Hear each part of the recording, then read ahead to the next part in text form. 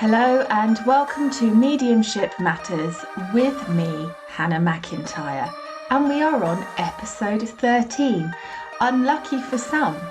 And probably quite aptly, this week I've decided to do a bit of a talk about fear, something that's really coming up for me and for us all, I think, at the moment. So the first thing I want to talk about is that we are moving this year, have moved sometime around February. We moved into a new age, a new astrological age called the Age of Aquarius. And I'm trying really hard not to sing the song. Those of you that know. And the Age of Aquarius brings in a new frequency of energy, if you like, for humanity. And I do believe that everything that we've been going through with coronavirus and lots of changes, Trump, all of those kind of things are all to do with preparing humanity for this move into this new energy. And one of the things that I think is really interesting about the Age of Aquarius is it's about getting rid of the old ways of thinking, the old ways of doing things, the systematic, it's been done like this for 100 years, so we must carry on doing it this way because that's how it's always been, is making way for a fresher, newer approach to things. And that's not just in mediumship, that's in all aspects. So you can expect the Age of Aquarius to be bringing lots of new ideas, new ways of thinking, new understandings. And, you know, when we go through an energetic shift, both as an individual and as a collective, we find that we have to deal with all the rubbish that comes up to the surface to be dealt with. We have to start looking at our actions, our learnt behaviours, our patterns, and start taking active choices to change the way that we are approaching things. And that leads me to this week's topic, fear. So one of the things I wanted to start today by doing is giving you a little quote by Adama Cisse, who's an astrologer, who says that the Age of Aquarius, the power is turning over to the individual and giving the freedom for you to choose your own reality based on what aligns with your soul. And that is, you know, epic. That's big stuff. But of course, we have to be choosing the right choices. We have to be looking and understanding and listening and questioning what aligns with our souls. So, as always on my spiritual journey, what happens is I start tuning into an idea. I think spirit bring it into my consciousness. And then I will have lots of different experiences as spirit and the universe effectively school me in what they want me to learn and what they want me to understand. And this week, the last couple of weeks really has been very, very much about fear and negativity. And where am I going to start this? I'm going to start this with what one of my supporters, Cherie, there's a little shout out for you, Cherie, what Cherie asked me to talk about this week. She said it would make her year, I believe. So Cherie, this one's for you. So let me start with saying that we all have our own wobbles, and I would love to sit here and tell you that I've ascended past all my wobbles and I'm just super duper powerful now and nothing ever holds me back, but that would be a lie. And essentially one of my traits that I'm trying to overcome is people pleasing. It's always been a problem with me. As soon as somebody tells me something's not good enough or isn't what they expected, I free fall into these patterns, and I'm working very, very hard on trying to change them because it can be quite debilitating. If you're a people pleaser, you'll understand what I'm talking about. And so this week, one of my supporters, so let me just explain to those of you that don't know what supporters is. Supporters is a paid for group on Facebook. So people pay Facebook £3.49 a month, and for that they unlock extra exclusive content that I do for them. And Facebook, I think, take 30-40% of that, and I get the remainder 2 months later. That's Facebook for you. And so, you know, it's not a massive earner. I'm really, really lucky. I'm so grateful. I've got 140 odd subscribers, supporters, and that is amazing. I'm so pleased about that. But what started happening was I've had to make some choices recently about doing things that, you know, earn a really good rate of return for me, and, you know, things that actually are helping to propel me forward. And because of that, I had been putting a bit less on the supporters group. And that, you know, in my head, I was thinking, well, you know, they're paying £3.49 a month, but they're getting discounts, they're getting this, that, and the other. So bloody blah, blah. Anyway, then some people started putting sort of negative, moany comments on, saying, one of them was, you know, I haven't had a reading for 2 months, which actually, you know, isn't really that bad. You know, she'd had free readings, but she hadn't been picked for an individual private reading for, it was less than 2 months actually. And now this is really interesting here, because I know on one level that it's fantastic value for money. It is. It's the stuff that they get 2 guest mediums a month, they get loads and loads of stuff. I know it's fantastic value for money. But as soon as I got a couple of comments from different people sort of moaning that they'd missed me, or moaning that they didn't feel I was doing enough, it sent me into some kind of crazy doom spiral, as happens, and I had to sort of pick my way through it.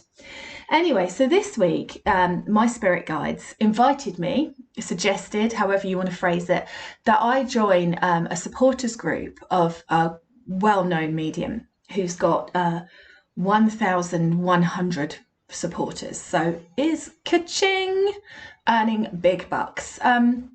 Just so that I could get an idea of, you know, how much content they were providing versus how much content I was providing, and if I was doing right by my supporters. And I'm sure you've all guessed already that my supporters are getting an amazing deal, and I was completely in my own head, but that's beside the point, because in joining this group with this well-known prominent medium, I found out how much fear this medium is spouting.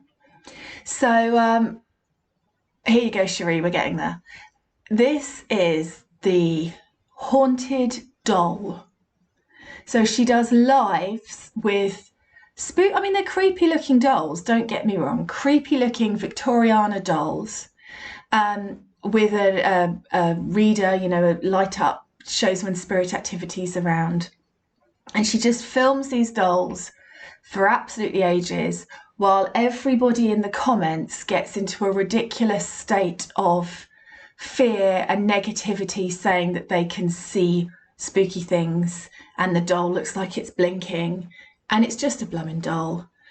And I was on supporters this week just talking to them about it, because I thought it was really funny, and I just really have such a reaction to it. And, you know, the thing is, number one, I don't believe that dolls can be haunted. You know, I believe in energy. I believe that things can have a negative energy on them, that, you know, if someone's having a really bad day or is a horrible person and they've held something, you might get that vibe from the object, but no one in the spirit world. But second of all, if you do believe in demons, and you're perfectly entitled to your own beliefs, if you do believe in demons, do you think that, you know, a demon, Beelzebub, is going to reside inside a doll to do Facebook lives to spook people? Do we really honestly believe that if there was such a thing as demons, that's where they'd be spending their time and their focus? And then I've been on that group a little while now, and I'm also getting the joy of people saying that their crystals are possessed by demonic entities, and that sadly includes the medium that runs the group. Now, I know I've spoken about crystals before and how they're high vibrational energies. Do we really think do we really think that A, crystals can be possessed by demons, B, that demons even exist, and C, if they did, that they're going to hang out in your piece of selenite? Is that where we've reached now? And, you know, the page itself is just full, the group is just full of people going, look at this spooky building I took a photo of.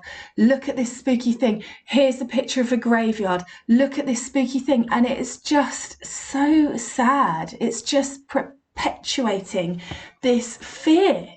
And today, somebody, bless their heart, has put in the supporters group, you know, can we just think about what we're posting in here? Because not everything is a bad sign. Not everything is a terrible omen. Not everything is bad spirits, because they've obviously just had enough. And they said people are feeling really sensitive at the moment. And I really think this is dangerous. And of course, you can imagine the response that they're getting to that, because people love to be afraid. And, you know, let's be honest here.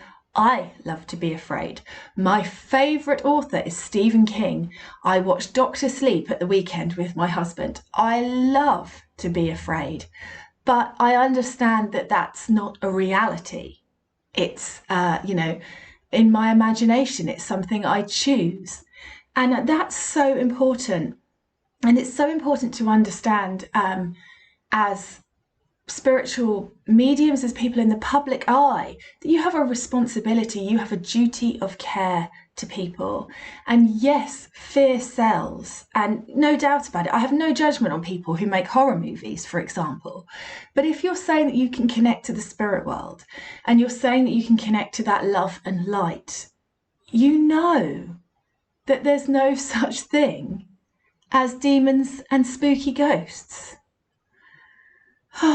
Anyway, so that's been going on, and I just think it's really, really sad, you know, just a really feeding on fear, feeding on propelling this, you know, everyone winding each other up. The energy of the group is appalling. There's very little love and light for a spiritual group, but hey ho, people obviously like it. So I wanted to start off by talking about that, you know. I honestly don't believe that there's any such thing as a haunted doll, purely because, you know, if you did have the power to stay, if you were an evil entity and you did have the power to stay, why would you choose to be in a doll? You know, there's plenty of other things that are much more exciting that you could possess, I have no doubt. So that's that. So I wanted to start off by talking about that, because that's what we're up against as mediums here. That's what we're up against. And the difficulty is that, you know, these are the people love it. People love it. So they're the ones, you know, getting the biggest following and propagating this fear. I have no doubt that the spirit world are going to sort it all out, so I'm not worried about that. But I just thought I would, you know, share with you my thoughts. I don't believe that dolls are haunted. We've all seen the Chucky movies, yeah? Like, you know, they're pretty dated now. We should be evolving and moving past that. But I also wanted to talk about fear generally, and how much fear we are sharing, and how much fear and negativity is on social media and in the words that we share. So one of the things that's really coming up at the moment, it's certainly where I live in Kent, is dog kidnapping, dog napping. And people are getting themselves into a ridiculous fear state. I was on a dog walk the other day with Monty, and I saw a lady with 2 dogs, and she went to put her dogs on the lead, and I said, don't worry, Monty's off the lead. And Monty trotted over to say hello, and it was all lovely. And then she went, well, have you got your protective kit? And I thought she was talking about coronavirus, but she was actually talking about the dog napping protective kit, where you have a chain and she's got some sort of spray you can spray in an assailant's eyes, and it dyes their face with UV light. So if the police chase them, they can light them up. And it was so negative. And she was talking to me, and oh, we've got to protect ourselves, and we've got to do this, and the police won't help, and we've got to do that. And it was just overwhelming. I had to put a shield up in my aura and just bat all of her negativity out of it. Now, she wasn't a horrible person. She was trying to warn me. But what I want to discuss with you today is where's the line? Where's the line between warning and educating people and feeding the negativity? And how are you as an individual walking that walk? Where are you on that line? So first of all, there's that with the dog nappings. There's lots of stuff on Facebook about dog nappings that I'm seeing all the time and all that kind of thing. Obviously, as well, we've got, Harry and Meghan, and lots of opinion and negativity about Harry and Meghan and the royal family and things like that. And then, of course, really sadly, we've got Sarah Everard at the moment as well. Now, what happened to Sarah Everard and what's happening to her family is heartbreaking. It's absolutely horrendous. It's so sad. But I've got to ask, really, if we are helping by sharing posts filled with fear. Is it helping to share posts telling people that you've never felt safe walking around in the dark? Is it helpful to share posts of, karate moves that you can use if you get attacked? We all know with any sort of form of karate, judo, anything like that, you need to get into a place where you've done those moves so many times. It's like muscle memory. You can slip into that action whenever you need to. If you're attacked, watching a video that you saw on Facebook, let's be honest, probably isn't going to help you. You're probably not going to remember what you need to do in the moment that you are attacked. And the way I want to come at this today, and I understand if this triggers you, so, sorry, not sorry, but is law of attraction. Now, we all understand law of attraction, I think, these days from a positive point of view. You think about what you want, you get it. You send a thought out, a request out to the universe provides it. You keep your focus positive, you get positive. But then as soon as it comes to something like the dog napping, like Sarah Everard, anything like that, we forget what we should be focusing our attention on, and we focus on the negative. And of course, law of attraction, if you focus on the negative, what do you get? Exactly. And so I want you to just digest this, take some time, think about it, but think about whether what you're sharing is actually high vibrational. What are you hoping to achieve by this? What does sharing a post about the time that you felt a bit awkward walking home 20 years ago, what does that actually do? And as with all of these kind of things, we need to be coming up with solutions, not problems. So, where the energetic focus needs to be is on what you want to happen, the outcome you want, not the outcome of negativity and darkness and sadness. So there's a real interesting time that we're being asked to move through here, and it is all connected, all of it. So, Trump and all that negative hatred that he was spieling out, coronavirus, all the fear, the worry, but then the judgment on each other. That person's having a visitor, that person's not wearing their mask properly, they're not wearing the right type of mask. My sister had somebody swear at her in a supermarket for squeezing an avocado and putting it back because it wasn't ripe and she wanted a ripe one for her lunch. And they literally went nuts at her like she was some sort of child murderer because she'd put the avocado back. So people were really feeling that fear and buying into that fear. And, the virus, hopefully, touch wood, is dying down. The fallout of that is dying down. But of course, something else is taking its place. Because as with all spiritual lessons, it's not the actual thing that's the lesson. It's our reaction that is the lesson. And so the spirit world, the universe, are bringing more and more things up for us to think about and deal with, to do with fear. And I just, want to talk about our own responsibilities for that. So first of all, I want to say to you, there is an unfollow button on Facebook. So if you are on Facebook and you are sick of people sharing negative things, you can unfollow them and you can protect your own energy. And also, just be mindful of what you're sharing. There's so many people that share things without doing any form of sort of investigation work on it. And so I would like to empower you to investigate a little bit.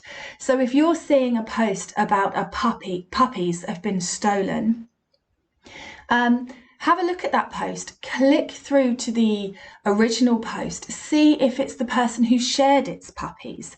Because what's happening at the moment is people are sharing old posts, but rather than sharing them so they've got the original date on them, they are saving the photo and saving the write-up and then sharing it on their wall as a new thing. Like they're posting it again, they're not sharing it, they're posting it as a new post. And then everyone's sharing it. And then, of course, what do they get? They get an amazing energy hit of loads of attention, loads of comments, loads of likes. Oh, look at all that energy flowing into me. People are really reacting to what I'm doing. And I'm not saying they're doing it to be horrible, but actually, something that I've seen recently was a picture of two people in a van, an Irish van, and it said that they were going around. There was a list of places that they'd been. It's like Internet Watchdog site or something.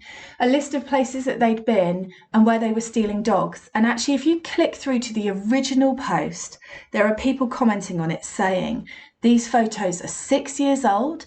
If you look at the trees, you can tell these photos have been taken in summertime. This shouldn't be shared. It's really old. It's not current. And yet some people are still sharing it.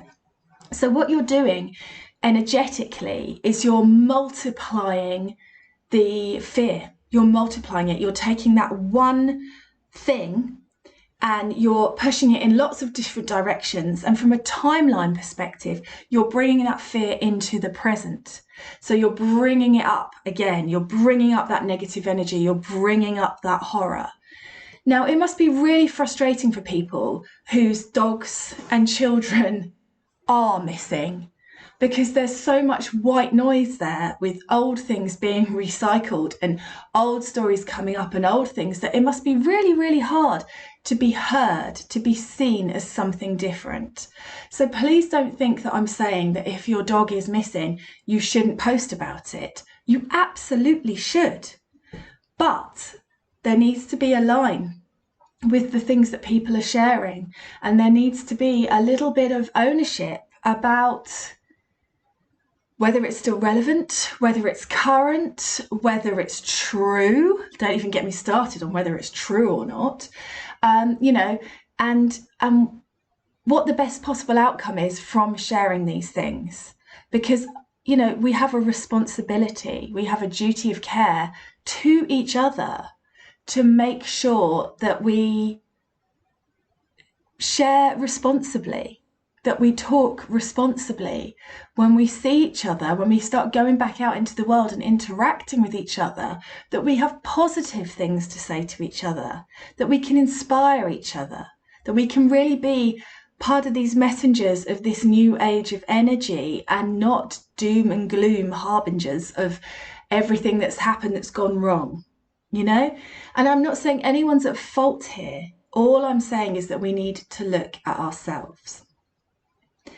So a few years ago now, God, it probably is about 6 or 7 years ago, I remember watching on the news about the children in Syria. And I got really upset about all these big-eyed, sad-looking children living in the most desolate and terrible situations. And I spoke to Spirit. I prayed and I spoke to Spirit and I asked them, what can I do? What can I do to help them? And they said to me, nothing. They said that the only way that these things will change is by humanity changing. And the only way that humanity changes is through the individual's journey. And they said to me that my responsibility to my fellow man and to myself and my spirit and the spirit world was to make sure that I stayed in the light, that I didn't get weighed down by the dark, by the fear, by the negativity, that I stayed and I tried to remain in the light as much as I could. And that has kind of been my thing ever since. I don't watch the news. I don't wish to know. And that might seem really selfish and really uneducated to some people, and it probably is. But you know what? I'm happier. I don't know what's going on. I don't know who's lying, who's not lying. I don't get caught up in opinions and thoughts. I just get to float around, fiddling around with spirit, which is much more preferable if you want my opinion. So, if you think of yourself as a little transmitter, and whatever energy you're at, whatever frequency you're at, like throwing a pebble into a pond, you radiate out of you, and that ripple, it touches everybody you come into contact with, every single person. So how about you try and make sure that your ripple, your energy is as bright as it can be, is as uplifting as it can be, is as positive as it can be. How about you share a smile with a stranger and you give it to them as a gift, whether they smile back or not?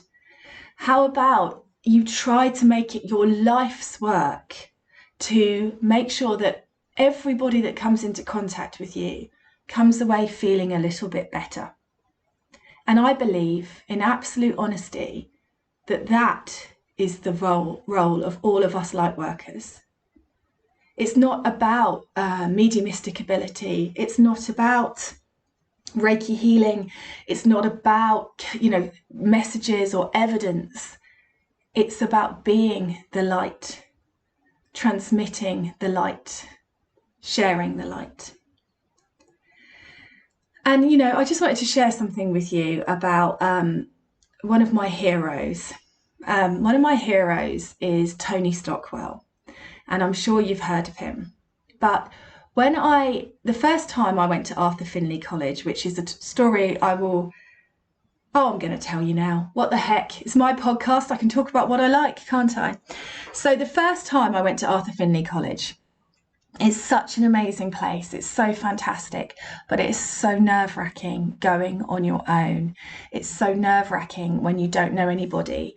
And it's kind of a weird place for the reason that there's people that go there really regularly.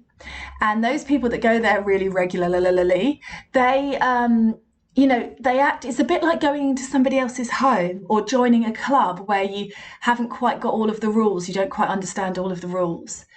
And so you arrive at this beautiful, big, old building, and there's people milling around, and everybody seems to know something, and you don't know where you're supposed to go, and there's all these different rooms and corridors and staircases, because it is just like Hogwarts for mediums. And the first time that I went, I was really, really, really nervous, and really in a people-pleasing, wanting to be liked, not feeling good enough to be there. And I ended up totally selling myself short and ending up in the bottom group because I ticked the box and said I had no experience, even though I did have some. And that worked really well for me because that's how I met the lovely Annette, who's in my team, and Bev Peary, who I've interviewed, lots of amazing mediums. We all undersold ourselves. And we ended up in this group with people who had never connected to spirit, never worked with spirit. And we had this teacher, I'm not going to say who it was, but I don't think that she was the best teacher for me. Let's put it that way.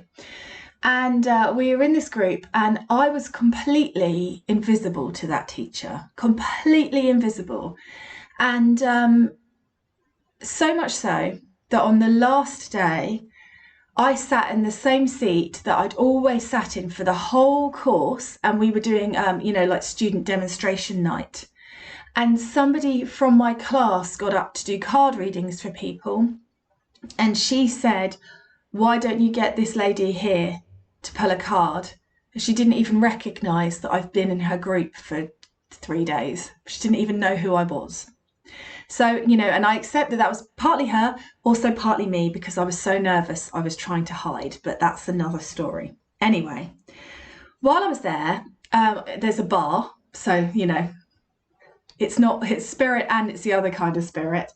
And I was in the bar and, you're trying to make small talk with people and you feel really nervous. You don't feel good enough. It's kind of stressful. And everybody sort of rippled. Ooh, ooh. And this man walked in. And I went, "Who's that?" And they went, "You don't know who that is?" And I said, "No, I don't." And they said, "It's Tony Stockwell." And I went, "Oh, right. Who's Tony Stockwell?" And they were like, "He's been on TV. He's a medium that's been on TV." And I went, "Oh, okay." And it was a little bit like, Tom Jones had rocked up and all the ladies were swooning and wanted to chuck their underwear at him. And I thought, "Oh, well, that's cool. He looks like a nice man," and sort of looked away. And I was feeling so sad and so overlooked and so forgotten. I don't know if I can tell you this without crying.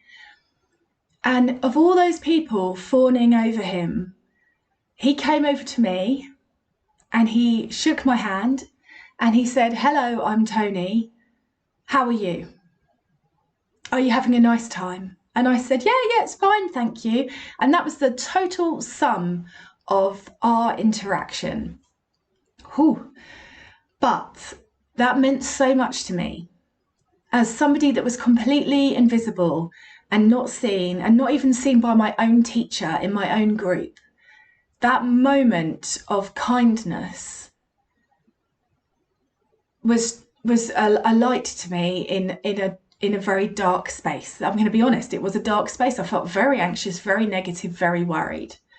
So that was pretty amazing. He will never remember that. He will never remember that he did that. And I've been on a couple of courses with him since then, but he's never been my teacher, so he won't know who I am. But I'm happy with that. And I went on his course, Spirit of Summer, at Arthur Findlay College, and that was absolutely amazing.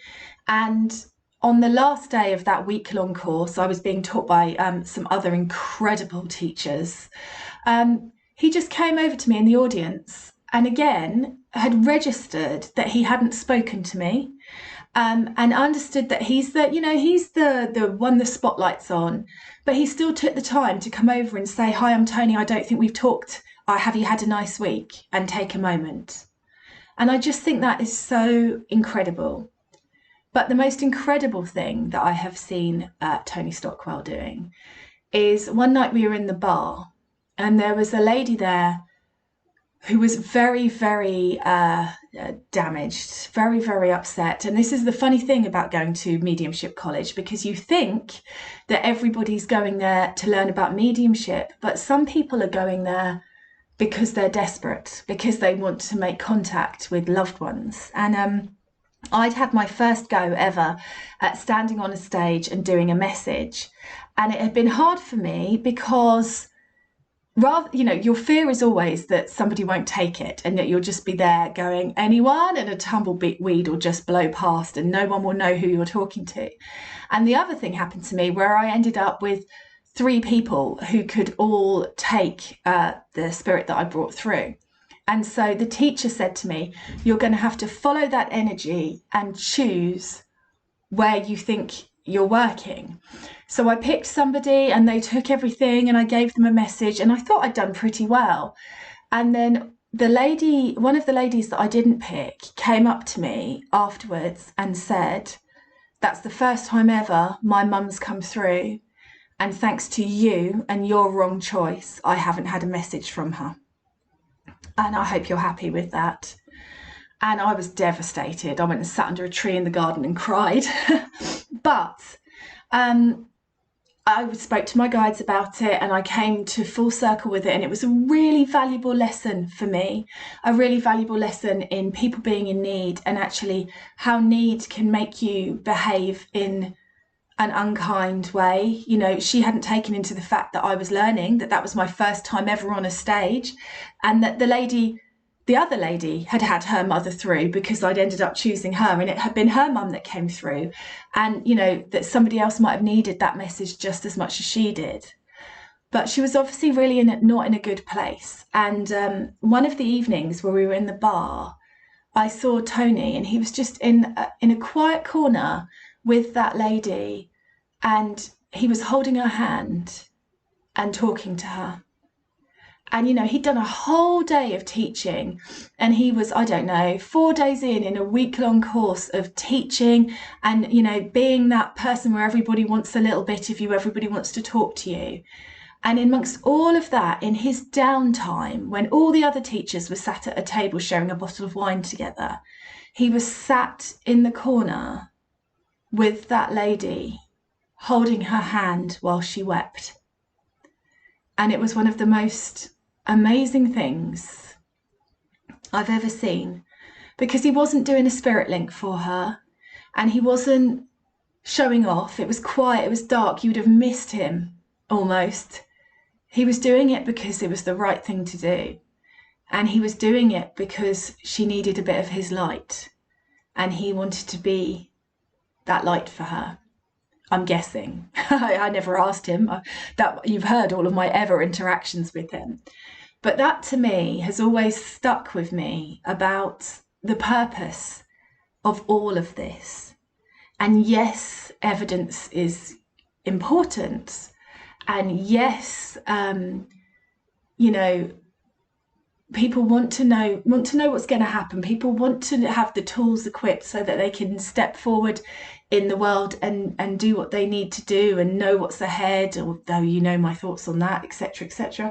But actually, for me, true light work, true being a light worker, is about sharing your light with people who need it when they need it, with boundaries, and taking that time for that human connection and that love and seeing those people in need and shining for them. So yeah, there we go.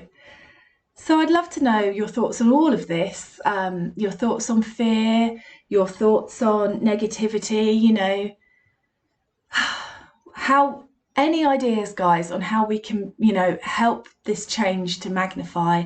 I mean, I still think it's exactly like Spirit says, we have to lead by example and hope that others follow suit. You know, and this doesn't mean that you can't share fun and silliness and all that kind of thing. You know, Spirit have got a great sense of humour, but just looking at whether things need to be said, whether there's value in them, or whether, you know, people are getting attention from sharing negativity, and if that's something you want to be a part of. So as always, I'd love your thoughts, and I would also like you to, you know, any questions about mediumship, spirituality, me, anything, drop over an email to podcast@hannahmedium.co.uk. And I'd love to hear from you. I'd love to hear what you think of this. And thank you so much for listening. Have a lovely light-filled day.